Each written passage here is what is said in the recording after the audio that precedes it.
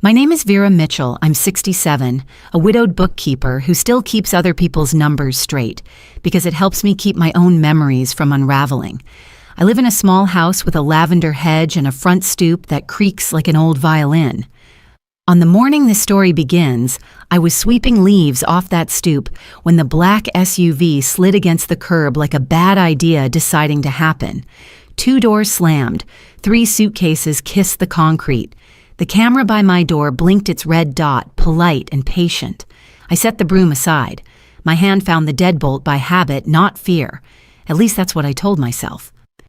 Clara stood there with mascara cooling into 2 thin rivers, and behind her, Damon wore his grin like a badge he'd pinned on himself. "Mom," my daughter said, voice small and rehearsed, "I sold the villa." I looked at her the way you look at a wave that's already broken. There's no stopping it, only bracing. "Which villa, Clara?" "The beachfront." "1 million, she said, the words in a rush, as if speed could turn them into mercy. "And I gave it all to Damon so he could, get things moving." "Moving where?" I asked, though the suitcases answered for her. Damon stepped closer, the cologne arriving before the apology that never came. "We'll be staying here for a while," he said, "just till it stabilizes."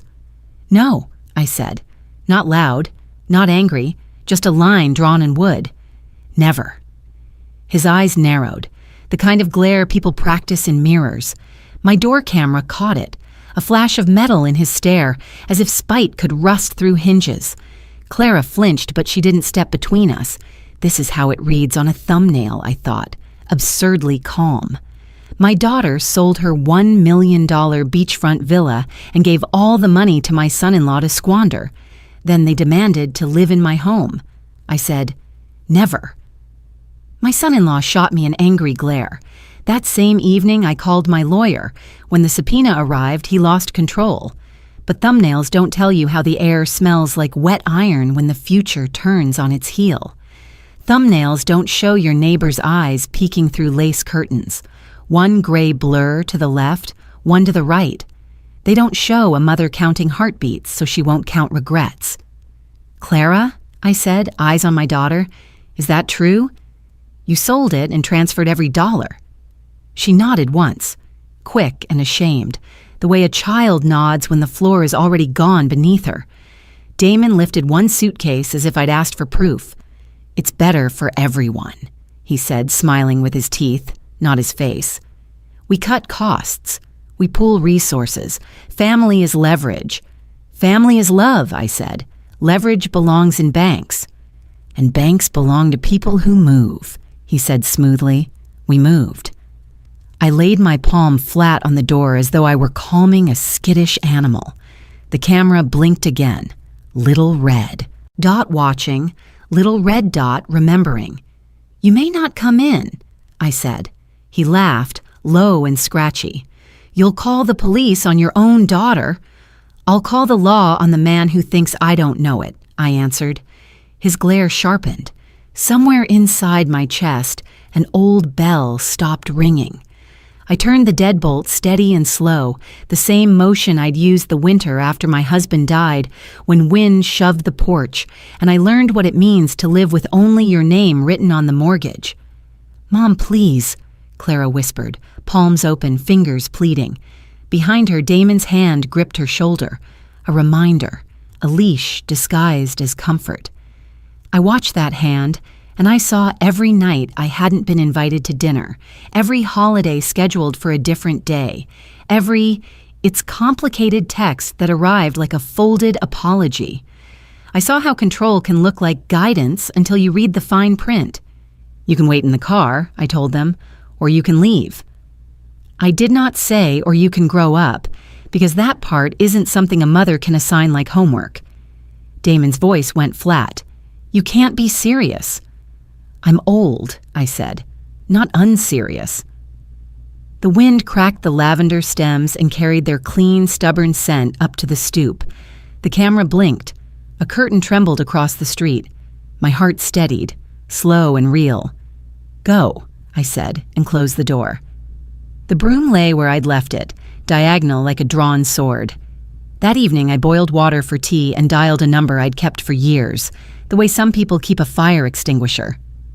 "Harold," I said when the line clicked alive, "I'm ready to use the paper you made me sign when generosity tried to dress up as wisdom." "You still have the note?" he asked. "In the drawer with the church programs and my wedding ring," I said. 55,000, 5%, recorded with a deed of trust. He exhaled the way doctors do when a patient brings their own oxygen. "Good. Tomorrow we'll file. And Vera?" "Yes. Don't open the door." "I won't," I said, and meant 1,000 other doors too. When the subpoena arrived 3 days later, civil for breach, with copies for anyone who thought family and contract were synonyms, Damon ripped the envelope in my yard, paper flying like gulls at low tide. His face found a red I hadn't seen before. He swung his arm as if rage could knock sense into a legal document. It did not. The camera watched. The neighbors watched. I watched. Not from behind a curtain, but from my kitchen window with the latch turned and the kettle whispering to itself. He held up one stray page and shouted, "You think this can stop me?" "I think this can start you," I said softly, though he couldn't hear me. "On a road with signs." Clara stood by the SUV with her hands folded under her chin, not praying exactly, but close. She looked like someone who had borrowed a story and couldn't keep up with the interest. I wanted to lift her face and press it to my shoulder the way I did when she was 3, and storms told our windows all the wrong fairy tales. But love is not a locksmith. Sometimes, love is a line. Damon slammed the SUV door and peeled away. A scrap of white fluttered until it skidded into my lavender. I stepped outside, picked the paper up, and read the heading. Blue Harbor Capital, Intake Confirmation. The ink smelled like a promise that hadn't met a calendar yet. The camera blinked again. Blink, blink. Faithful as pulse. If you're still with me, I'll tell you the rest. But first, if any of this sounds too familiar, let me know where you're listening from. Stories travel further when they find street names. And if you think someone you love might need this, pass it along. Not for the drama, but for the map. Now, come inside with me. The kettle's ready, and so am I. I am Vera Mitchell, 67, a widowed bookkeeper who keeps other people's numbers straight so my own memories don't wander. I live on the quiet edge of a working suburb. My house is a single story with settling bones and a porch that greets me by name. At dawn, I sweep the stoop, set the kettle, and listen for small sounds that say the world still holds. The hinge that sighs, sparrows stitching their brief arguments, the hallway clock clicking like a patient heart. People say widows learn absence like a second language. If that is true, mine has only a few words. Wait, Carrie, continue. Everett, my husband, left plaid shirts folded like interrupted sentences and a toolbox with jars of screws labeled in careful handwriting. He also left a way of living I try to honor. Show up, keep records, pay what you owe, say thank you before you sit down. I've kept books for the same dental practice since 27. Debits, credits, reconciliations, small math that adds up to trust. Clara is our only child. She arrived thin and fierce and grew into a woman who remembered birthdays, rescued dogs, and laughed with her whole face. When Everett began to fail, she ferried groceries and jokes, and I watched kindness choose her like a vocation. That is what Damon praised the first time he stood on my porch with a bouquet that smelled like a search engine. He filled the doorway without crossing it, all teeth and timing, charm that photographs well from a distance. I recognize pleasant stories when they are being sold. Bookkeeping trains you to notice when the smile on the surface is financed by something you haven't seen. Damon's smile arrived with interest. He wore a watch that announced him across a room and spoke in slogans that traveled well. Build equity, seize momentum, go big or regret it. Clara heard possibility, wind in her ribs. I heard velocity without a map. Still, I wanted her joy more than I wanted to be right. They married by the lake on a bright, windy Saturday. When the beachfront villa, appeared like a postcard with their names. I gave them my blessing and $55,000 for the down payment. I documented it as a loan because Harold, my lawyer, insisted, and because love and paperwork can be partners, not enemies. Lavender runs the length of my front fence. It is plain in generous light, stubborn in bad weather, brave in every season. People think it is delicate because it smells gentle. They are wrong. It survives blunt shears and distracted gardeners and returns with something to say. When I kneel to weed, oil opens under my gloves, and sorrow minds its manners. If a flower can be a philosophy, this one is mine. Be soft, but rooted. Bend, but not the way a lie bends you. Before the morning with the SUV, my life had settled into rituals I could lift without straining. On the refrigerator, a list in black pen. Finish quarterlies, call the pharmacy, replace smoke alarm batteries, prune winter wood. On Thursdays, I brought coffee to the crossing guard whose hands shake in January. On Saturdays, I sorted buttons at the church thrift store with Mrs. Whitaker and listened to stories travel from bin to bin.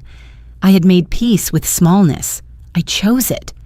Choosing is how small becomes shelter instead of cage.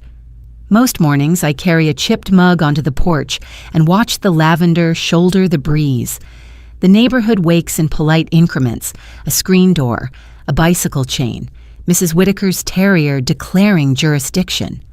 Warmth lives in these small rehearsals. They remind me I am held by ordinary things, not by promises too loud to keep. And that warmth used to be enough then. Clara called from airports and kitchens, and once laughing from the villa balcony, while the ocean practiced forever. At first she sounded like herself, windswept, certain, building a life that included neighbors and books. Over months her sentences changed shape. We wanted this, we decided that. Plans I recognized thinned and were replaced with Damon's weather reports, a meeting, an opportunity, a timing window you could miss. Dinners slid across the calendar. Holidays moved to accommodate a pitch, a trip, a man too busy to be late. She apologized as if love were a spreadsheet to correct next quarter. Damon came to family dinners like a limited-time offer. He tipped loudly, returned items without receipts, and narrated generosity as if it were a binding agreement. I folded my concerns like towels, clean, stacked, waiting beside the linen closet of my patients. When you love an adult, you leave the door unlatched and pray the wind knows which way to blow. You may ask why I did not raise my voice sooner. Parents carry hope the way bricklayers carry mortar, between every stone. I believed Clara's tenderness could season a life the way lavender seasons air, subtle, everywhere, convincing even rooms that have forgotten how to breathe. I believed patience could be a tool, not a leash. I believed, for a time, that Damon's ambition might one day draw a map. Hope is not foolish by itself, but it must be reconciled like any account, and I had not done my closing. The morning it changed, the sky wore undecided gray, and the street kept its promise of quiet. I set the kettle, swept the stoop, and pinched a tired bloom from the lavender. The security camera above my door blinked awake with a soft chime. A low engine pressed into the air. Before the black SUV turned toward my curb, Cologne reached the porch like an early argument. I stood and faced the gate. Between the street and me, the lavender held its thin purple line, everything soft that refuses to surrender. In that breath, I was not frightened. I was finished. There is a difference. They followed me into the house like wind that hadn't been invited. Too fast, too loud. Damon walked in like he owned the deed. Clara trailed behind like a shadow, unsure of the light. He didn't ask before opening the fridge. His cologne clung to the chilled air as he pulled out my pitcher of brewed tea, poured himself a glass, and drank without a word. I said nothing. I'd learned years ago that some silences hold more power than the sharpest sentence. Clara perched on the edge of the sofa, her hands folded in her lap like they were waiting for permission to speak. I stood by the doorway, didn't sit, didn't offer tea. I looked at them like you look at numbers that won't reconcile. I'm going to ask once, I said, my voice even. Where's the $1 million? Clara's shoulders twitched. Her gaze darted to Damon, then back to the floor. It's not gone, she whispered, like a child describing a broken heirloom. Then where is it? I asked again, softer now, not for comfort, just precision. She cleared her throat. We moved it into Blue Harbor Capital. It's a growth fund. Damon's friend runs it. It's a solid investment, Mom. Damon set his glass down hard enough to echo. It's a venture pool, fast returns, coastal properties. You wouldn't understand the mechanics. I nodded slowly, as if their words were foreign but not unfamiliar. Clara, I said, when you bought the villa, who gave you the down payment? She blinked. You did. How much? $55,000, she said, eyes closing after the number like she hoped it would disappear behind her lids. And what did we write down? I asked. Silence. I had Harold draw up a simple note, I continued. No interest if repaid in 5 years, 5% if not, a signed document notarized. You remember that? Clara bit her lip. You said it was just in case. It was, I said, and now just in case has arrived. Damon chuckled without humor. You're seriously bringing up a family I owe you. From how many years ago? What are you gonna do? Sue your daughter? I met his smirk with the steadiness of someone who's buried both a husband and the illusion that silence solves everything. It's not an I owe you. It's a contract. I never gave you that money as a gift. It came from your father's retirement annuity. You were buying the dream house. I wanted to help, but I also wanted to be wise. Damon leaned forward, his elbows on his knees like he was coaching a child out of a tantrum. This is family, Vera. Not court. Nobody actually goes after their daughter over paper. You'd be surprised what mothers do when they've been quiet too long. He didn't laugh this time. Clara stared at the rug like it held her answers. Damon looked around the room with the calculating gaze of someone scanning value. His eyes paused on the cabinet where I kept china, the shelves with my father's war medals, the framed photo of Clara at graduation. Then, with an air of condescension only wealthless men can master, he said, You're being emotional. That paper means nothing. I walked to the kitchen. The teapot had begun to hum. I poured hot water over a bag of chamomile, watched steam bloom in the air like breath from something waking. You think I'm being emotional, I said, returning with the cup, hands steady though my knuckles ached. But I'm being precise, like I've always been. The tea's surface shimmered. I set the cup down in front of me. My fingers trembled slightly. Age or anger, or maybe the accumulation of too many seasons where I was only heard when soft, but my eyes didn't tremble. They met Damon's and did not blink. You used Clara's trust. She sold her only security for your scheme. And now you want to live under my roof, eat from my fridge, and pretend we're a village? We're not. You broke the bridge, Damon. You don't get to picnic on the ashes. Clara whispered, He's trying, Mom. He really believes in this, and I believed in you, I said, voice low but firm. That doesn't mean I signed up for silence.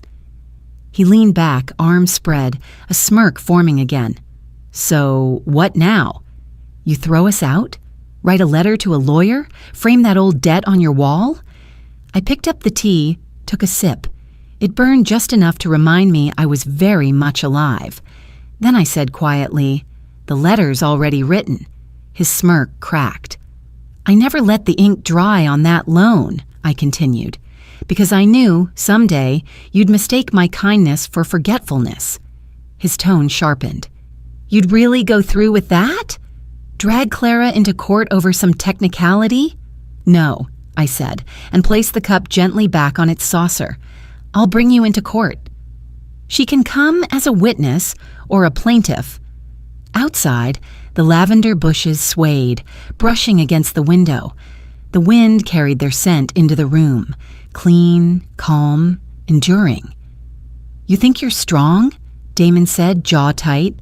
"You think a piece of paper protects you?" "No," I replied, eyes still locked on his. "I think it reminds me who I used to be.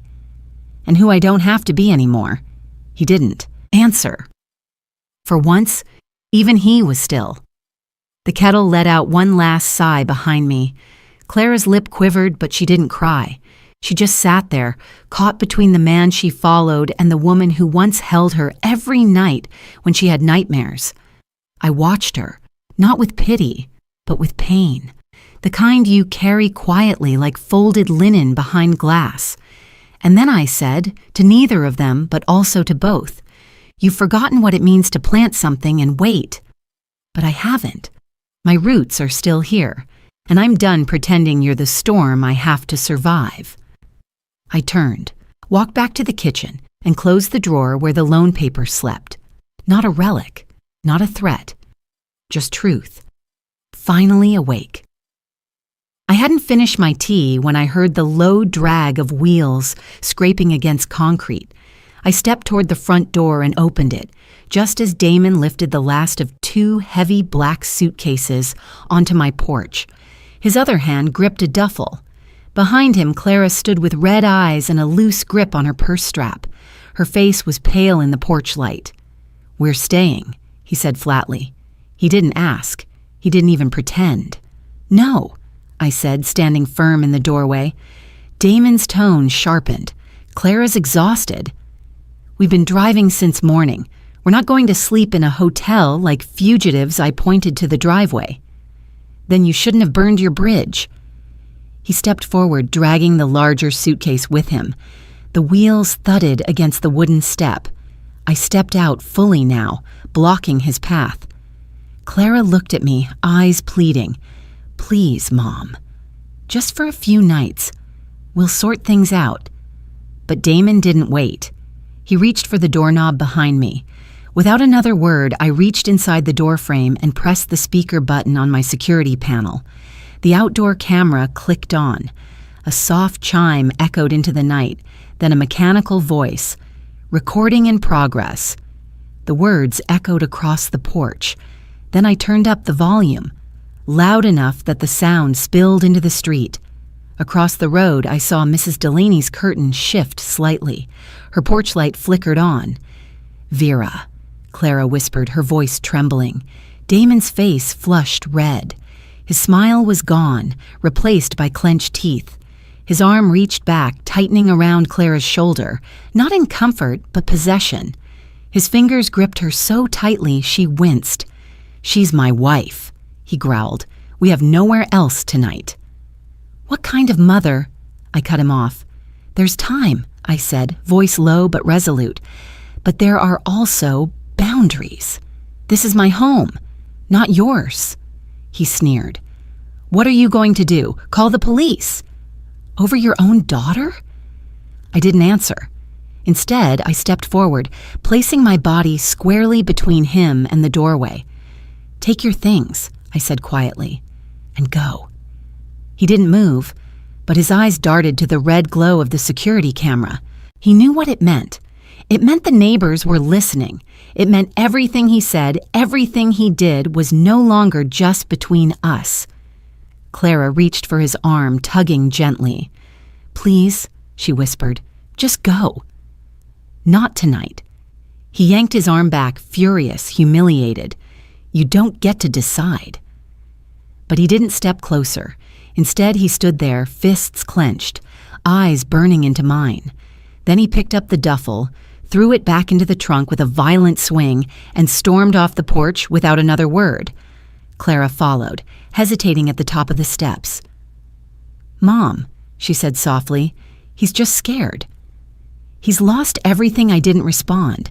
Instead, I reached for the door, looked her straight in the eye, and said, "So have I." And I shut it. Behind me, I heard the first thud of Damon's fist against the door. Once. Twice. Then his muffled voice shouting something I didn't catch. Something ugly, no doubt. Something meant to punish me for daring to protect myself. But I didn't go back down. I climbed the stairs slowly, past the framed photos of birthdays and old Christmases, past the handprint Clara had made in kindergarten, back when love still meant glue and glitter. I reached my bedroom. Quiet, cold. I opened the drawer of my nightstand and pulled out a small brass key. My hands still shook. Whether from fear or fury, I couldn't say. I crossed the room and unlocked the wall safe behind the bookcase. The hinges creaked faintly. Inside, beneath old tax folders and a folded American flag from my late husband's service, lay a thin, ivory envelope. I opened it. The paper was crisp, dated 8 years ago, signed, notarized, witnessed by Harold Langley, our longtime family lawyer. Promissory note. Borrower, Clara Mitchell Watts.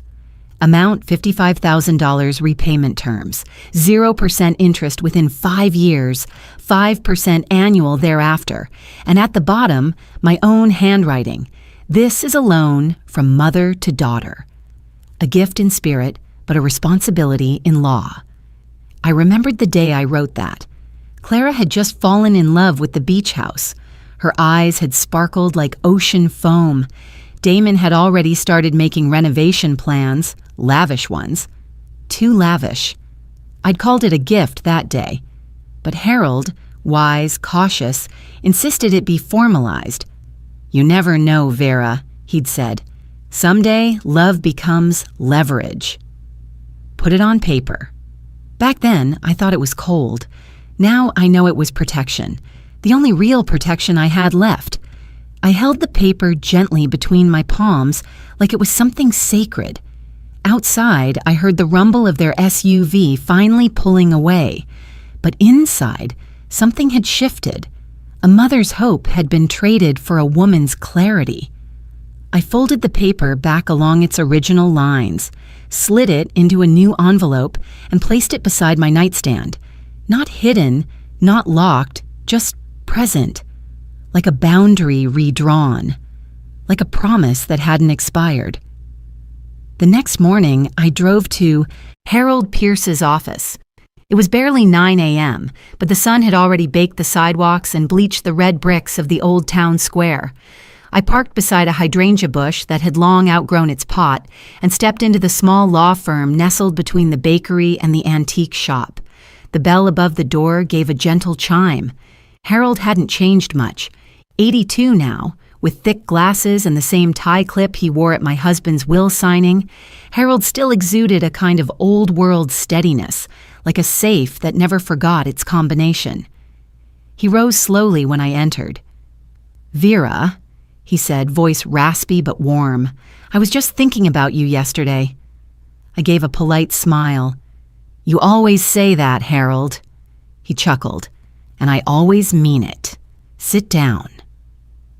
We sat across from each other, his desk a familiar chaos of files, teacups, and legal pads. I pulled the promissory note from my purse and laid it in front of him. "I need to talk about this." He adjusted his glasses and read the note, slowly and carefully, as if deciphering scripture. When he looked back up, his expression had shifted. "Has Clara defaulted?" "She sold the villa," I replied. "All of it. Gave every penny to her husband, Damon. Didn't pay a cent back." Harold's eyebrows rose. "$1 million? Gone?" "Gone," I said. "Or so he says." "Some investment firm, Blue Harbor Capital." Harold frowned deeply. "That doesn't sound familiar." "I'll run a search." He opened his laptop and typed quickly, the clicks echoing louder than necessary in the quiet room. I watched his eyes scan the screen, then his lips pursed. No SEC registration, no BBB accreditation. The domain was registered only 6 months ago, out of Belize. I felt my stomach drop. "Shell company?" He nodded slowly. "Or worse, pure fiction." I leaned back, breath shallow. My fingers gripped the edge of the chair. "She's been scammed," I whispered. "No," Harold said, steepling his fingers. "She's been married." I looked at him. He continued, more gently now. "Some men don't need to scam strangers, Vera. They just marry their targets." I said nothing. He slid the promissory note back toward me. This document is valid. Clara signed under no duress, and you've kept a clean record. If she liquidated the asset purchased in part with your loan and failed to repay, she's in breach. What about Damon? I asked. He spent the money. Spousal consent applies, especially if they commingled funds. If we can prove he benefited from the sale, and you can, he's just as liable. Possibly more. I stared at the paper.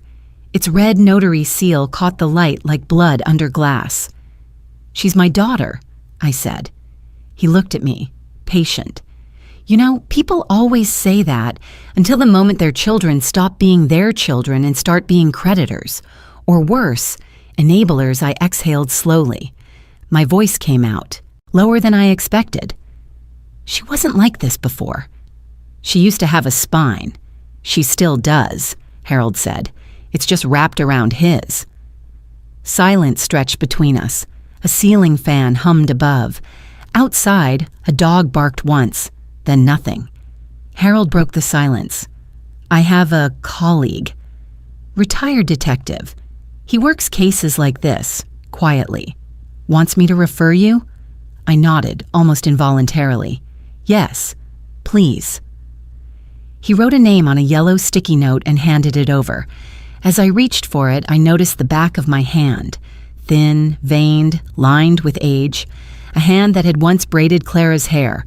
A hand that had packed her lunch, wiped her tears, written every check, signed every field trip form, co-signed the loan that let her buy that God-forsaken villa. Now, that same hand was preparing for war. I folded the sticky note in half and placed it inside my purse. Harold stood up. Vera, I want to be clear. If you proceed, this won't just be about money. This will draw lines in the sand between you and Clara. There's no clean return from that. I stood too. There's no clean return from being used either. He gave a slow, solemn nod. I left the office with a copy of the loan documents and a new name in my bag. Back in the car, I didn't start the engine right away. I just sat there staring at the courthouse across the street. For the first time in months, maybe years, I didn't feel confused. I didn't feel hopeful either. But I felt something cold and clarifying. Resolve. They thought I would never act, that I'd cave, just like always. But they forgot something. I'd buried a husband, I'd raised a daughter. I'd survived 2 recessions, 3 surgeries, and a stillbirth. And I was still standing. That evening, back home, I sat at my kitchen table and pulled out the folder. Legal language, witness signatures, a red seal, a debt that had stopped being about money a long time ago. I laid my hand over the page. It was time. It was just past 5 in the evening when I heard the SUV engine again. I didn't look out the window. I didn't need to. The air itself seemed to change when Damon was near. Too still, too sharp. I stayed in the kitchen, standing by the sink, hands resting on the edge of the counter, waiting. 3 knocks. Heavy. Impatient. Like a man who thought the world owed him an answer. I opened the door halfway. Damon stood on the porch with a smug grin and a manila envelope in one hand. Thought I'd bring some clarity, he said, so you don't do anything impulsive. I didn't step aside. I didn't invite him in. He opened the envelope and pulled out a stack of documents, bright-colored charts, a glossy brochure with yachts and skyscrapers, a letterhead that said Blue Harbor Capital, Wealth for the Future. He flipped to the second page. Projected returns, 18% over 12 months, diversified across emerging markets and digital assets, institutional grade. Vera, Clara and I are not stupid.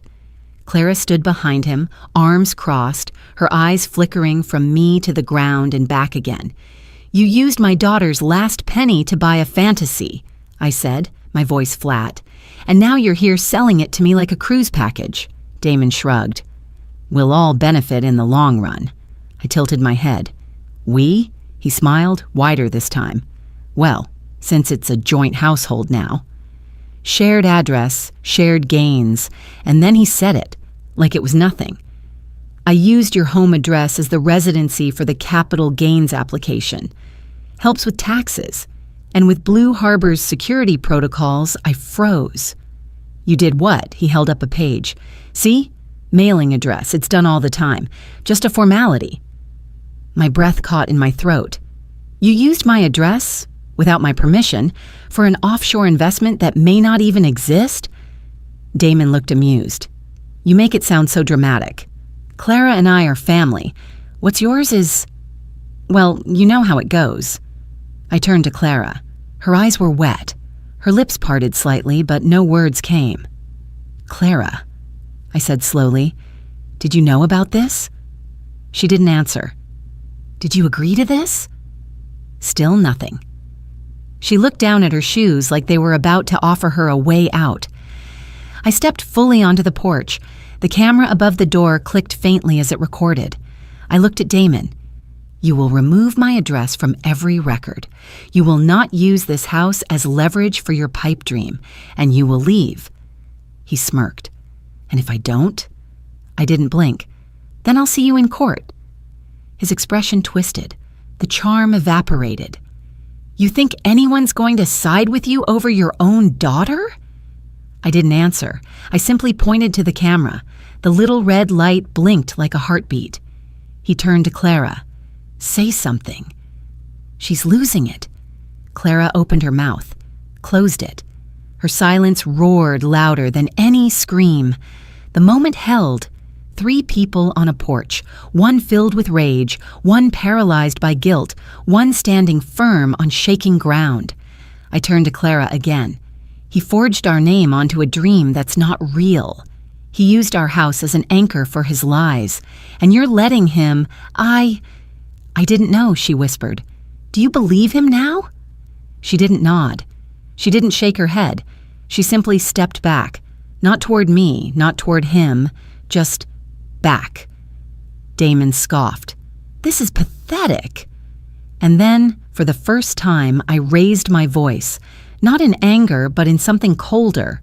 You think because I've been quiet all these years, I'm blind? You think because I gave you Sunday dinners and let you call me Mom, that I forgot what a predator looks like? His eyes narrowed. I've done nothing illegal. Not yet, I said, but you've left fingerprints everywhere. He scoffed again and turned to leave. You're just bitter. And, you're just loud, I said. That doesn't make you right. As he walked away, I closed the door slowly, deliberately. Inside, the light from the hallway chandelier cast long shadows across the wooden floor. I walked up the stairs without turning them on. In my bedroom, I sat on the edge of the bed and pulled out the small tablet where my home security synced. I rewound the footage, watched the conversation on the porch, every word, every gesture, every glare. I saved the file, labeled it Porch, Evidence 1. Below the file name, I typed a note. Violation of residency consent, recorded threats, implicit financial coercion. And then I stared at the footage one more time. This time, not as a mother, not even as a woman betrayed, but as a witness. A party to a war I never asked for, but would not run from. I looked straight into the camera as my voice, years older, steadier, sharper, cut through the silence. This isn't a family matter anymore. This is a battle. And this time, I wasn't the one being blindsided. The morning was unusually quiet. Even the birds seemed hesitant to sing, as if sensing that something was about to shift. I was standing in the kitchen, stirring honey into my tea, when I saw the black sedan pull up through the living room window. Not a neighbor's car, not a delivery. The man who stepped out wore a gray suit, briefcase in hand, and walked with the unmistakable confidence of someone who came bearing consequence. Damon was out front, watering the hedge like he owned the place. He wore those expensive loafers he always bragged about. Italian leather, stitched by hand. Funny how easily those things soak when standing in mud. The process server called his name once, calm and clear. "Mr. Damon Whitlock?" Damon barely turned. "Yeah?" The man held out the envelope. "You've been served." I watched from behind the sheer curtain as Damon took the envelope, confused for all of 2 seconds, until he saw the red seal and my name typed cleanly at the top. His entire face shifted, a slow unraveling. "You've got to be kidding me," he muttered. He ripped the envelope open and scanned the contents. I couldn't see the paper, but I didn't need to. I knew every word. Harold had gone over it line by line with me the day before. Violation of promissory note, civil liability for fraudulent use of address, unauthorized financial use of private property. His hand clenched around the subpoena. Then came the outburst. "You crazy old witch!" He shouted so loudly the woman across the street paused mid-step with her watering can in hand. The spray arced down onto her rose bushes in slow motion. One by one, other heads turned. Curtains shifted, garage doors stalled halfway open. A breeze kicked up and lifted the loose papers from his hand. They scattered like startled birds across the lawn. He chased them, stomping, cursing. "Unbelievable! You're suing your own damn family? You think this'll scare me? I know people." The camera above the porch recorded everything. His flailing arms, the wild twist of his mouth, the paper crumpled in his fist. And there I was, just beyond the curtain, unmoving. Clara wasn't there. For once, I was glad. He kicked one of the hedge planters in a fit, sent it crashing sideways. Terracotta and soil spilled across the path I used to take to prune the lavender. I stared at it a moment too long, then turned away, slowly, deliberately. I walked to the foyer and stood behind the locked door. I didn't open it. I didn't need to. I simply watched as Damon stood in the center of my front lawn, panting, red-faced, his spit flecking the edges of his words. "You think this is over? You think a piece of paper scares me?" I said nothing, but in my mind I whispered, "No, Damon, not a piece of paper, but the law, the truth. The fact that you made a mistake when you assumed silence meant surrender." A gust of wind picked up another sheet, one of the financial disclosures, and pinned it against the hedge. It flapped there like a warning flag. Damon turned, saw it, and stopped. He realized then, finally, that everything he did had been documented. The cameras, the recordings, the witness statements from neighbors, the paper trail. He was no longer a man bluffing his way through family dinner arguments. He was a defendant. Inside, I lifted the teacup to my lips. The honey had settled at the bottom, warm and heavy. I watched as Damon walked back to his car, slowly now, quieter than I'd ever seen him. He didn't slam the door when he got in. He just sat there, the subpoena in his lap, and stared at the dashboard like it might explain how things had gotten here. But I knew the answer. He'd brought himself to this doorstep. I just happened to be holding the key. The porch light flickered once. The camera lens gleamed like a silent witness. I spoke only to myself, but the words echoed in my chest. I didn't push him into court. He marched there on his own, and the next chapter had just begun. The phone rang just past midnight. I didn't need to check the screen. I knew that tremble, that timing, the silence before the storm returns. Clara. I let it ring twice more. Part of me wanted to wait longer, let her sit with whatever ache had driven her to call so late. But when I finally picked up, her voice cracked before I could even say hello. "Mom?" I didn't know. I swear to you, I didn't know what I signed. I stayed quiet. I thought. He told me it was just for a parcel. Just a stupid package he needed delivered here. I didn't even read it. I just signed. "I'm sorry. I'm so sorry." Her words tumbled out like water through a broken dam. "You used my address," I said calmly, "for a $250,000 transaction." "I didn't know," she sobbed. "He didn't tell me. He said he'd handle the money." That it was a smart move. I thought he knew what he was doing. He sounded so confident. I leaned back in my chair, staring out the window. The garden was still under moonlight. The lavender shimmered faintly like smoke. "He always sounds confident, Clara," I said. "That doesn't make him honest." On the other end, her breath stuttered. "I'm scared, Mom." That hit deeper than I expected. My fingers curled tightly around the armrest. Her voice, so small, so brittle, sounded like the little girl who used to crawl into my bed after a thunderstorm, asking if the world was ending. "He said you're overreacting. That you'll cool down." I didn't respond. A part of me broke hearing her cry. A part of me wanted to tell her I'd fix it all, like I used to with scraped knees and broken hearts. But that part had been burned too many times now. That part had to grow up too. Instead, I said what I knew she needed to hear, even if she wouldn't like it. "Clara, mistakes have consequences, yours included." She fell silent. "I love you," I added. "But love doesn't mean pretending you didn't help forge this mess." You signed," I interrupted gently but firmly, "without reading." "That's yours to carry." I heard her inhale, sharp and shaky. I wanted to believe he was right, that we'd finally get ahead. That line. I had said it too, decades ago. I closed my eyes, and for a moment, time folded back on itself. I was 29.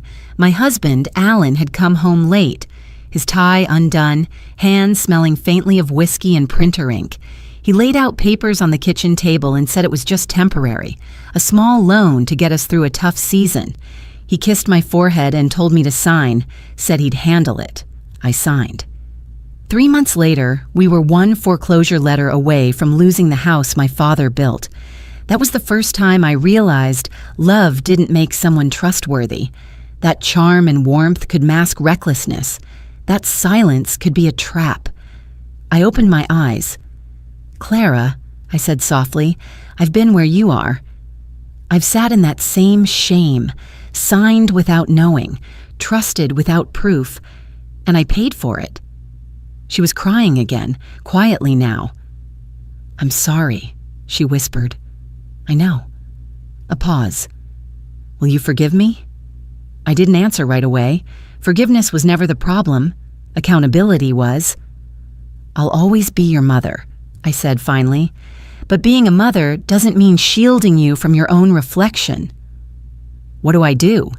"You stand up. You face it. You stop letting Damon speak for you. And if you want out of this mess, you start acting like someone who wants to be free." She sniffled.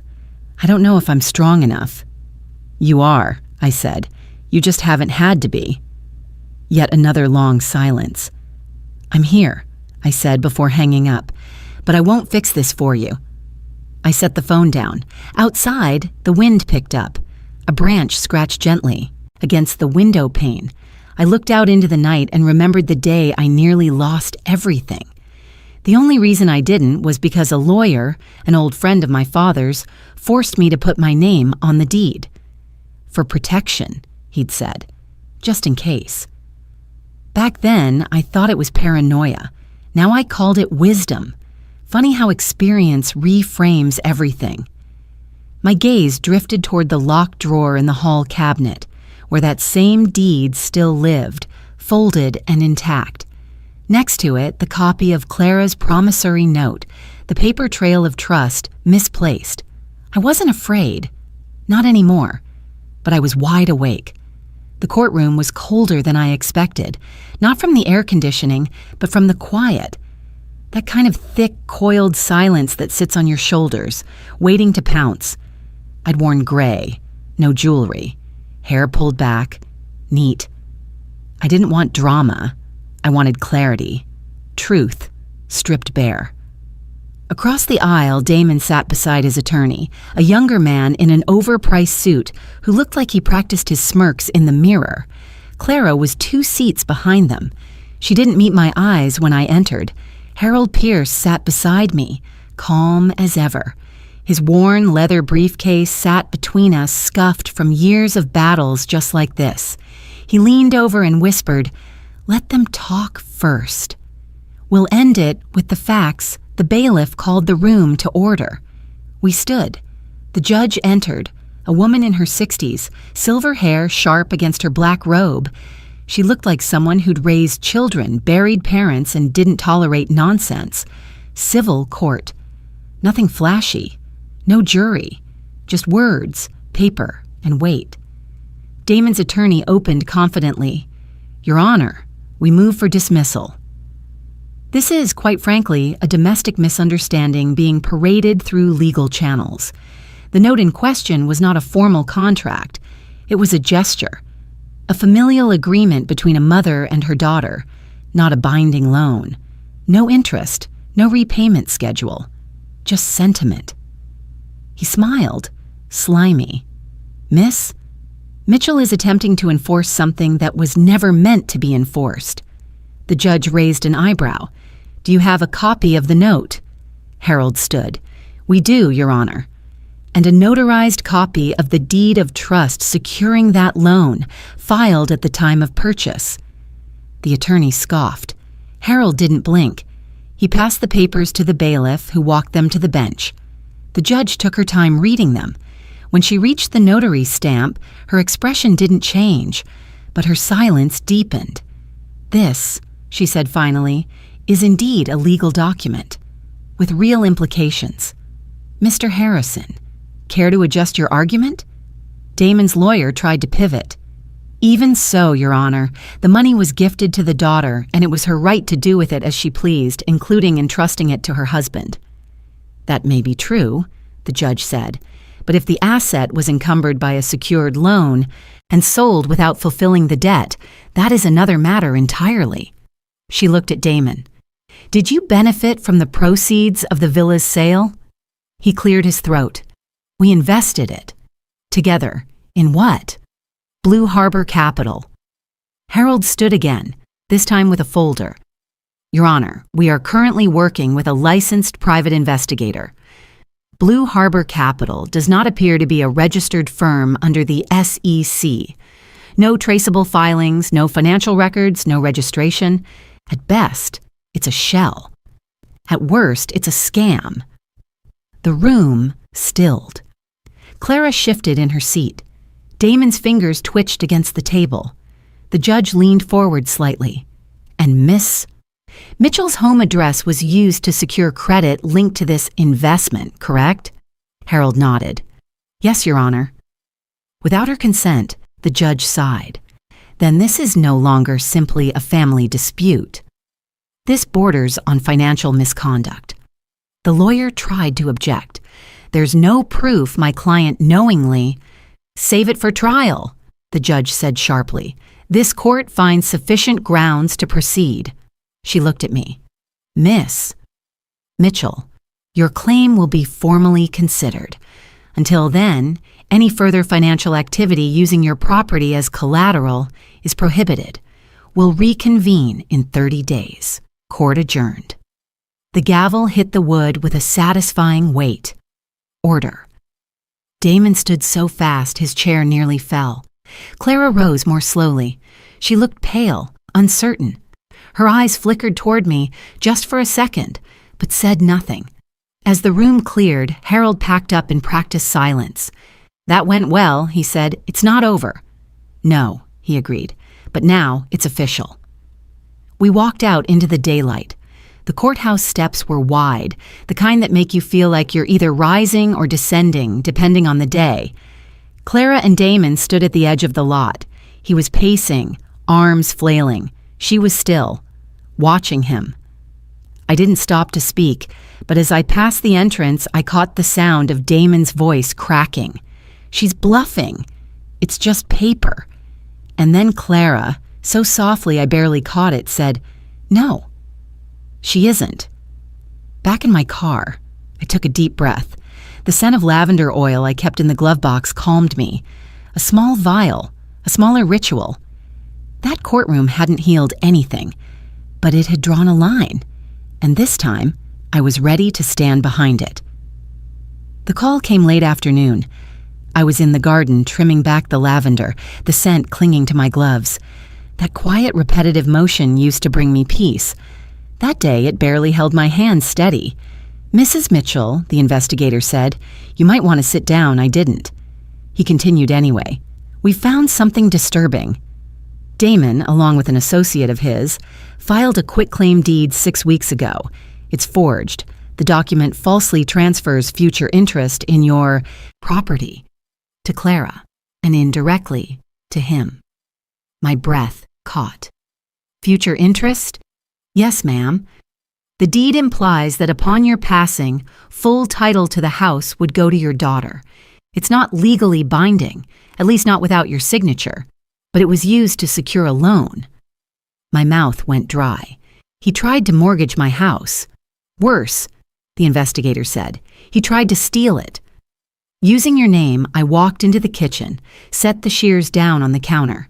The house suddenly felt different, less like mine, like someone had touched something sacred without permission. I whispered, "How did the bank accept it?" "Small firm. No thorough verification, and the notary used in the filing doesn't exist. It's a fake stamp. Digital forgery. And Clara? She's listed as the grantee. That's what makes it messy." I thanked him, hung up, and stared out the window for a long time. The wind moved through the lavender like a tide, back and forth, like breath, like grief. That evening, Clara showed up. No makeup, eyes swollen, shoulders hunched in on herself like a child waiting to be scolded. I didn't know," she said the moment I opened the door. "You signed something," I said quietly. She nodded. "He said it was just a receipt." "For an overnight delivery." I was half asleep. He rushed me. My voice came out colder than I intended. "You signed a deed, Clara." "Not a package. I didn't see the pages. He only showed me the first one. And I trusted him. I said nothing. Just stood there." She went on. "He told the bank that you were sick, that you wanted to transfer ownership in case something happened. I thought it was just precaution, but it wasn't, was it?" "No," I said. "It wasn't." She sank onto the edge of the porch, covering her face. Her voice was muffled by her palms. "He told me we'd start over, that this was just a formality. I didn't think he'd go this far." I leaned against the doorframe. I could feel the ache in my knees, but also something heavier behind my ribs, a grief I couldn't name. For months, I'd seen her as a stranger, a traitor even. But now, for the first time, I saw her as I once was, naive, cornered, clinging to the wrong man because the truth was too sharp to hold. Back when I was her age, my late husband had done something similar, slipped documents in front of me after long nights, before coffee, before clarity. I'd signed. I almost lost this house once before. It took years of quiet repayment and one cruel foreclosure notice to wake me up. The cycle was trying to repeat itself, but this time I wasn't 28, and I wasn't afraid anymore. "You know this changes everything," I said. Clara nodded. "I'm not protecting him," she whispered. "Not anymore." Her fingers twisted in her lap. "If you press charges, if this goes to criminal court..." "It's fraud," I said. "He forged legal documents. He used my name, my home." Clara's voice was barely audible. "He's going to lose everything." I looked her straight in the eye. "So was I." She flinched, and then she nodded, slowly, as if finally seeing the shape of the fire she'd been standing in. Before she left, she turned at the bottom of the porch steps. "I didn't mean to hurt you, Mom." "I know," I said, "but that doesn't erase it." She walked to her car, shoulders straighter than before. Inside, I pulled out the safe key again, the promissory note, the original deed, the file from Harold. I laid them all on the dining table, one by one, like pieces of a long, quiet war. And then I added a new page to the pile, this one from the investigator, a scanned copy of the forged quitclaim deed. My name, not in my handwriting, a notary stamp that dissolved under digital analysis. I lit a single candle beside the stack, lavender scent, the same one I used the night Clara was born. There are betrayals that scream, and there are those that whisper in ink. This one almost erased me, but almost doesn't count. I blew out the candle. War was coming, but this time I wouldn't be caught sleeping. When Harold called the next morning, his voice was tighter than usual. "You need to come down to the courthouse," he said. "Now. The U.S. Attorney's Office is involved." I paused. "Federal?" "Yes. Blue Harbor isn't just a shady fund. It's a shell, a front for a multi-layered laundering operation, offshore accounts, dummy LLCs, and it seems Damon's signature is on more than a few wires." My hand went cold around the phone. He continued, "And Vera, he used your address as the registered business location on at least 2 filings." I didn't say a word. I didn't have to. The truth had become its own language, sharp and merciless. Harold's voice softened. "They've issued a freeze order. Emergency hearing in 30. The courtroom was different that day, no longer the quiet grind of civil procedure. Now it pulsed with something colder. Federal agents in the gallery, a prosecutor in navy blue with eyes like flint. The judge, stone-faced, flipping through a binder as thick as a dictionary. I sat behind Harold. Clara beside me, hands folded so tightly her knuckles went white. Damon, 2 rows ahead, looked smaller, not physically, just deflated, like the thread of confidence he'd always worn so smugly had finally snapped. The prosecutor stood, introduced herself as Assistant U.S. Attorney Lauren Baer. No nonsense. She didn't waste time. "Your Honor, the Department of Justice formally requests a temporary injunction on all real estate and liquid assets under Damon Westfall, due to his participation in an unregistered investment vehicle known as Blue Harbor Capital." She clicked a remote. Screens lit up on either side of the courtroom. "Here," she pointed, "are bank records tracing funds from Clara Westfall's villa sale. Proceeds funneled through 5 accounts, 2 in the Caymans, 1 in Belize, all in names traced back to shell corporations, managed by Mr. Westfall's known associates." Another slide.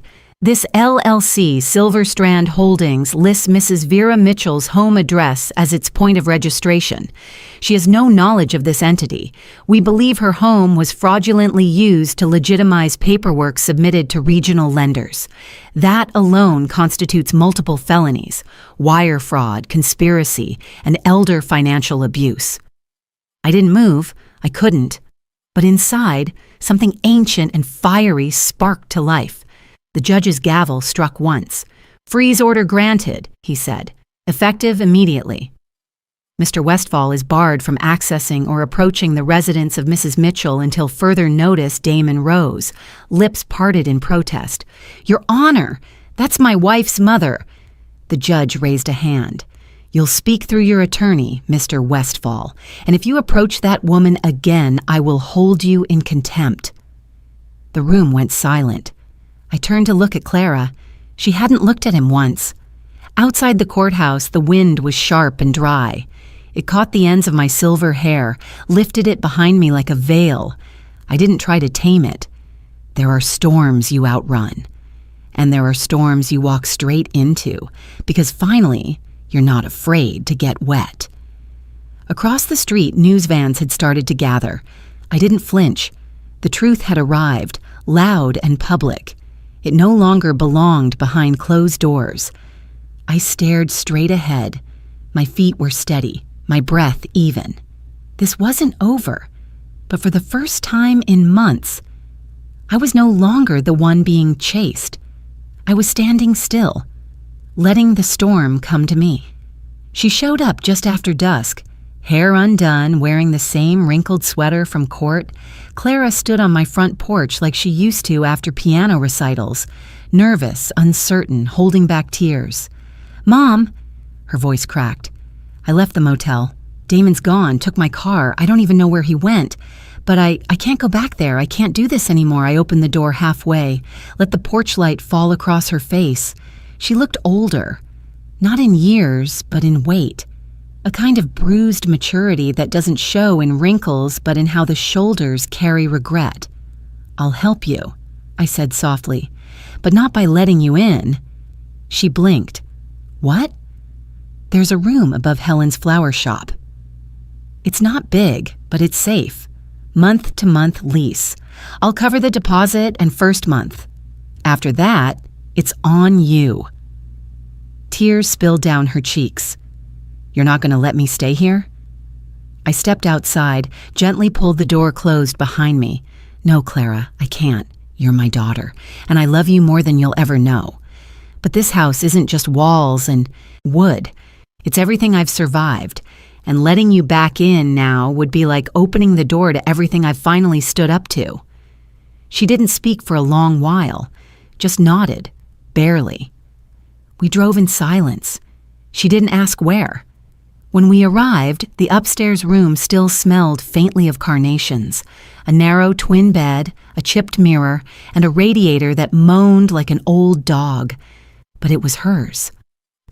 "Thank you," she whispered. I didn't hug her. I just handed her the spare key and turned to leave. "Mom," she called out, "do you really think I can start over?" I paused at the door. "I think you already have." 3 weeks passed before I heard from her again. An envelope arrived one Monday afternoon. Inside, a money order for $100, folded inside a plain white sheet of paper. No note, no explanation, just her handwriting across the top, "Toward the debt." The following week, another arrived, then another. It wasn't the money. God knows I didn't need the money. It was the principle, the intent. Every envelope was a quiet apology, and a small stake driven into the soil of her own life. One evening, my phone buzzed. Clara had texted a photo. It was her small studio. Neat, a second-hand bookshelf, one potted plant on the sill. But it was the hand-painted wooden plaque above her bed that stopped me. "Begin again." She captioned the photo, "This time, I'm not running." I stared at that image for a long time. Let it settle in my chest. Let it burn off the bitterness. Sometimes we think love means pulling someone out of a storm, but I've learned sometimes love means letting them walk through it, alone, because that's how they learn their own strength. I walked out into the yard. Lavender swayed softly under the porch light. I bent down, ran my fingers across the blossoms.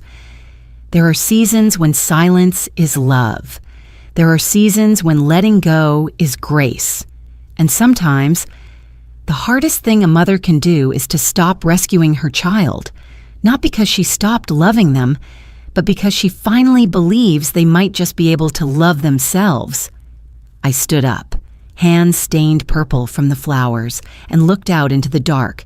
She was still my daughter, still my heart, but now she was also her own. And that, I realized, was the most unexpected healing of all. The courtroom was colder that day, maybe from the weather, maybe from the truths waiting to be said aloud. Damon sat beside his attorney, twitching, jaw clenched. He hadn't glanced at Clara since she entered. She sat across the aisle, alone, pale blue blouse, hair tied back. Her eyes locked onto the judge's bench, unmoving like she'd rehearsed how not to flinch. I was just behind Harold, holding the thick folder of evidence like a shield pressed to my chest. "All rise," the bailiff called. We stood. The judge entered. A woman in her late 50s, silver hair pulled into a bun, black robe flowing like water. Her gaze was sharp enough to slice through Damon's arrogance. "This session is now in order." The attorneys began. Damon's tried again to paint this all as a family misunderstanding, that the promissory note was a gesture, not a contract, that the emails were irrelevant, that the house was never in danger, that I, Vera Mitchell, was being vindictive, emotional, too old to understand modern investment strategies. Harold didn't flinch. He waited until the noise ran dry, then stood with the calm of someone who's held truth in his hands too long to be shaken. "Your Honor," Harold said, "we submit newly retrieved email correspondence between Mr. Damon Everett and representatives of the entity operating under the name Blue Harbor Capital." He passed a printed thread to the court clerk. The judge adjusted her glasses. Harold continued, "In this thread, Mr. Everett not only confirms the use of Miss Mitchell's address as collateral without her consent, but also discusses obtaining and submitting a forged notary seal for a quitclaim deed meant to falsely suggest transfer of future interest in the plaintiff's property." Murmurs rose. The judge slammed her gavel. "Order!" I turned to Clara. Her lips parted slightly, and for the first time I saw it. The crack. The part of her that knew but hadn't let herself believe. Damon stood up suddenly. "This is crap. That email was planted. She's out to destroy me." He pointed directly at me. The judge's gaze narrowed. "Mr. Everett, sit down." He didn't. "I swear, this is a setup. I didn't. She's just bitter because I wouldn't bow down to her little guilt game." "I will hold you in contempt, Mr. Everett," the judge warned. "One more outburst and I will have you escorted from this courtroom." Damon slammed his palm against the table, sending a folder sliding off the edge. Gasps. Whispers. The bailiff stepped forward. The judge lifted her gavel again. "Do I make myself clear?" He sat, breathing heavily, a vein throbbing at his temple. Harold turned slightly and whispered over his shoulder to me, "He's unraveling." I nodded, but my eyes were on Clara. She was trembling. Then she stood. Her voice wasn't loud, but it was clear and steady. "Your Honor, I'd like to request time to speak to the court."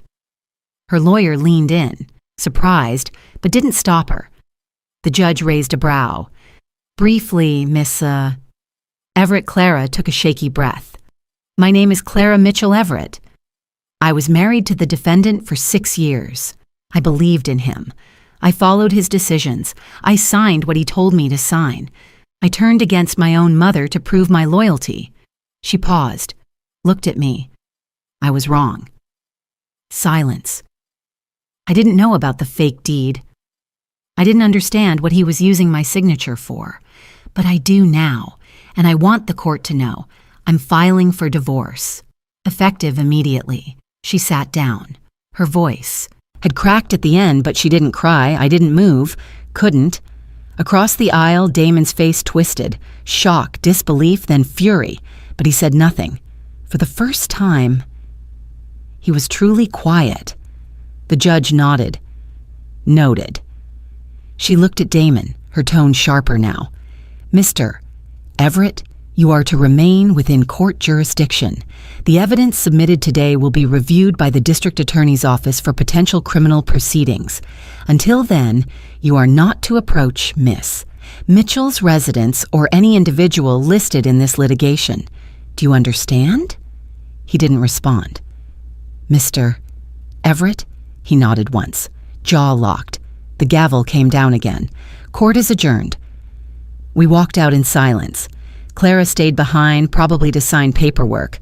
I didn't look back. I couldn't. Not yet. Outside, the clouds were heavy with rain that hadn't decided to fall. I stood at the courthouse steps and watched people move like shadows, some glancing, some pretending not to. I clutched the folder to my chest. Some men rise by intimidation.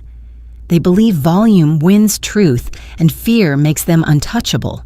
But the louder they scream, the closer they are to losing. Damon Everett was a man who gave orders his whole life. But in the end, he lost to a piece of paper. Not just the email, not the promissory note, but the courage in his wife's divorce filing and the quiet in my hands as I held every lie he thought he could hide. I walked to the sidewalk.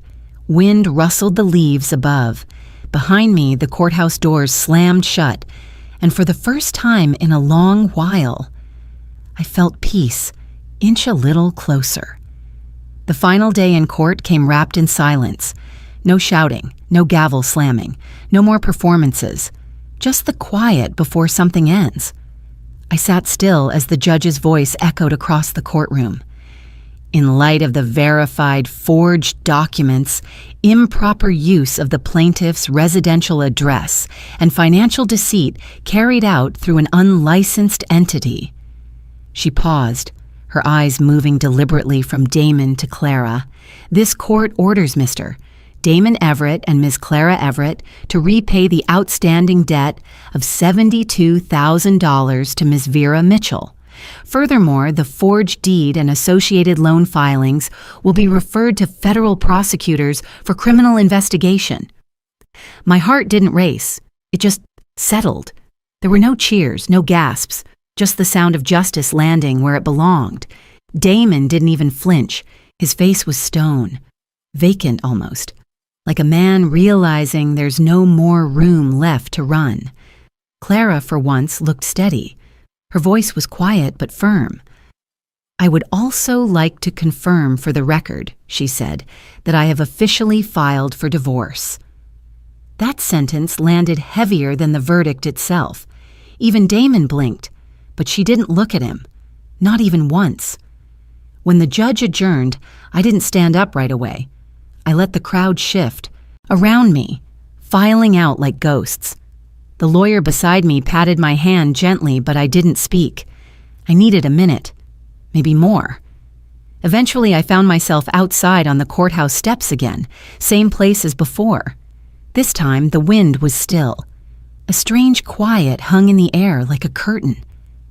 I sat on the iron bench just outside the front doors, setting my purse down beside me. My hands rested on my lap, no longer clenched.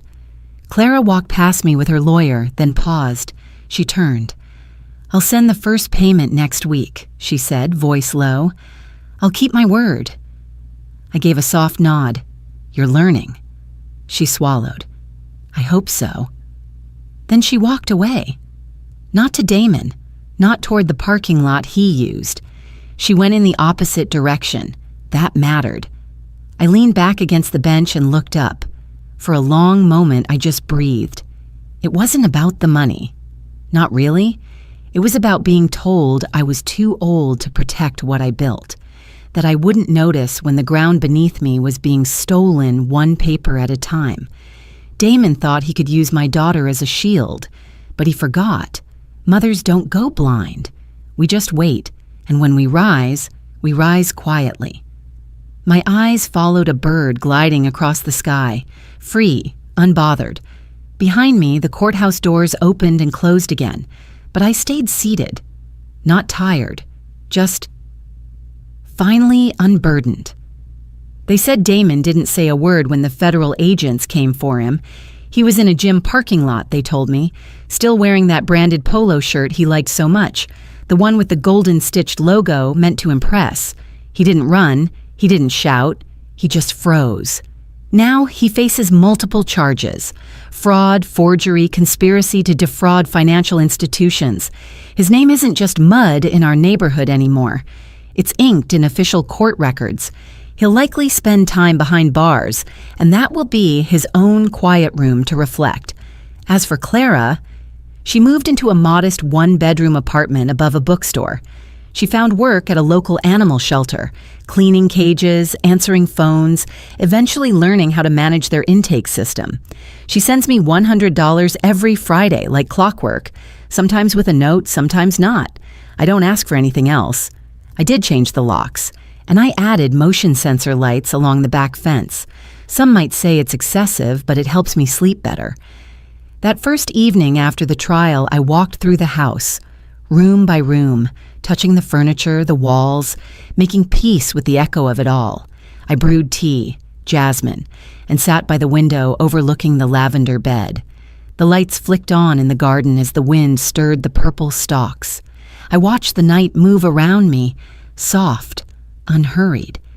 I didn't feel alone. I felt held. I used to fear silence. It reminded me of absence, of abandonment. But now, I realize silence is a room where new things begin. It's where roots settle deeper without asking permission. The quiet of this house no longer feels like punishment. It's a sanctuary. And those soft nights, they are not empty. They're just pauses between one life and the next. In the following weeks, I replaced the worn curtains in the kitchen, replanted the east garden bed, hung a small chime above the front door that sang only when the breeze was just right. I didn't tell anyone. I just lived, one breath at a time, one morning at a time. Clara sometimes called, her voice thinner than before, but more honest. We didn't talk about the villa, or the trial, or Damon. We talked about the kittens at her shelter, the stubborn geranium in her window box. We were learning to speak again, in smaller words, in slower truths. And I was learning to live alone, but never lonely, because loneliness is the absence of meaning, and I had plenty of that now. The envelope came on a Wednesday, not a check, not this time. Inside was a crisp stack of $20 bills, 5 neatly counted, a total of 100, and a folded photo printed from a phone, still smelling faintly of lavender lotion. Clara stood in a small room, her hands clasped in front of her like she was still unsure if she belonged. Behind her, a single wooden shelf held a few potted plants. A pale quilt was tucked over a modest bed, and above the desk, nailed slightly crooked on the whitewashed wall, was a wooden sign, "Begin again." She'd written a note on the back of the photo, just 5 words. It's not much, but it's mine. I sat at the kitchen table and stared at it for a long time. The sunlight shifted slowly across the floor, brushing over the edges of the picture like a blessing. The photo didn't show much. No granite countertops, no ocean view, no shining appliances, but it showed something more valuable. Her spine, straight, unbent, and in her eyes, something I hadn't seen in months, maybe years. Clarity. There's a kind of pain that only mothers know. It's not the pain of labor. It's the ache of watching your child fall when you've spent your whole life breaking your own back just to keep them upright. But I've learned, sometimes the fall is necessary. Sometimes they have to touch bottom before they look up and find their own way out. Clara never begged me to forgive her. She never tried to explain Damon's actions again. Instead, she acted. She found a job. She rented a place she could afford. And every Friday, she sent me $100, just like that. It wasn't about the money. It was about the message. I know what I owe you. I know how I failed. Let me begin again. And week by week, dollar by dollar, she wasn't just repaying a debt. She was rebuilding trust. One morning, I walked out to the mailbox barefoot. The air was cool, the porch damp with dew.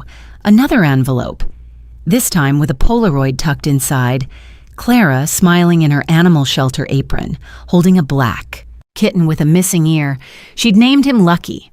There was no note this time, just the image, just her face. And that was enough. I taped the Begin Again photo to the inside of my pantry door, not because I needed to see it every day, but because I wanted it close, quiet, present. It was a reminder. Redemption doesn't always come in grand gestures. Sometimes it comes in tired hands washing shelter cages, in late-night texts that say, "Made it home safe." Sometimes it arrives folded into a $100 bill and a whispered prayer. I never needed Clara to repay me in full. What I needed was to know she remembered who she was before the noise, before Damon, before the fog. I didn't raise a girl to kneel to fear. I raised her to stand tall in the wind. And now, finally, she was learning how there's a small plant on my windowsill now, sent by Clara on Mother's Day. She called it Lavender's Cousin, though the tag just said Russian Sage. It blooms soft, persistent, even in dry soil, like her, like me. We don't talk every day, but we're not walking on eggshells anymore. We're walking on something stronger, something earned, and I no longer carry the weight of trying to save her. I just walk beside her, quietly. The news broke on a Thursday morning. I was in the kitchen, boiling water for tea. The kettle hadn't even whistled yet when my phone buzzed on the counter. Harold's name lit the screen. I answered on the second ring. "It's done," he said. "Blue Harbor's finished." Just 2 words, but they landed like a thunderclap. Finished. The investment fund that swallowed my daughter's villa and nearly stole my home had finally been exposed for what it was: a front, a fraud, an elaborate Ponzi scheme tied to 6 shell companies across 3 states, laundering money through future property shares, including mine. Later that morning, I sat by the window with a fresh cup of Earl Grey, the steam curling in slow spirals. The local news anchor appeared on screen. Breaking. Federal authorities have dismantled the infamous Blue Harbor Capital. Charges include wire fraud, identity theft, conspiracy, and money laundering. Among the indicted, Damon Blake, a local business consultant who allegedly used his mother-in-law's address to secure fraudulent loans.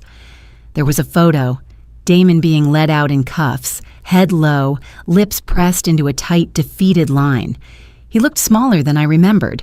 Not the man who stormed my porch, not the smooth-talking husband who once called me Mom while reaching for my best bottle of wine. Just a man caught. I didn't feel triumph, not the kind they show in movies. I felt relief.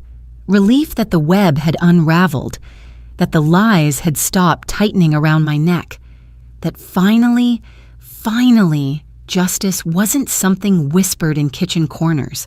It had a face, a headline, and most of all, a weight. The house was quiet, the kind of quiet that doesn't ache anymore, just the soft tick of the clock, the whisper of wind against the window. I sipped my tea slowly, watching the light stretch across the hardwood floor. Sunrise filtered through the lace curtain, and for a moment it felt like the house exhaled. So did I. I didn't call Clara right away. She'd already heard. Instead, she texted later that afternoon. "I saw the news." "I can breathe again," I replied. "Me too." No exclamation points, no lectures, no guilt, just truth. In the end, it wasn't the courtroom that gave me peace. It wasn't the headlines. It was the quiet. The quiet of a house no longer under siege. The quiet of knowing I'd held the line. And it held. That evening, I pulled the lavender blanket tighter over my lap. A breeze stirred the hem of the curtain. Somewhere down the street, a dog barked. A child laughed. Life, small and ordinary, continued. And I let it. The breeze was soft that day, brushing through the screen door like an old friend. She stood there a moment before stepping out onto the porch, her hands tucked into the sleeves of her cardigan, eyes lowered, but no longer full of shame. She didn't ask to come in. She didn't bring apologies wrapped in ribbons, just herself, and that was enough. I brought out 2 glasses of lemonade. We sat quietly side by side on the creaking wooden bench that had known more stories than most people ever would. The lavender garden in front of us had bloomed again, not loud, not flashy, just steady. Purple spikes rising through sun-warmed soil, a little taller than last year. "You didn't dig them up," Clara said softly. I smiled. They know how to start over. She nodded. Her eyes shimmered but held strong. We talked about simple things. The new job she'd started at the bookstore near the train station, the neighbor's dog that wouldn't stop chasing squirrels, the way the lavender had crept into the hydrangeas again. She showed me a photo on her phone, her apartment's kitchen, tiny but neat. On the wall above the stove, a wooden plaque, "Begin again." I looked at her, really looked. Her shoulders had straightened. The heaviness in her jaw had eased. The girl I raised was in there, not unchanged, but not lost either. I used to think being strong meant never breaking, but sometimes strength means knowing when to break and choosing how to rebuild. I reached over and placed my hand gently over hers. She didn't pull away. We sat like that for a long time. There was no need to rehash the past, not today. Some wounds don't need words. They need time, space, and presence. And silence. The kind of silence that feels full, not empty. The sun lowered behind the oak tree, casting golden light across the garden. A few bees hovered lazily above the lavender. It smelled like peace, like endings that weren't final, like beginnings dressed in quiet clothes. I've spent my life being the foundation, solid, quiet, taken for granted.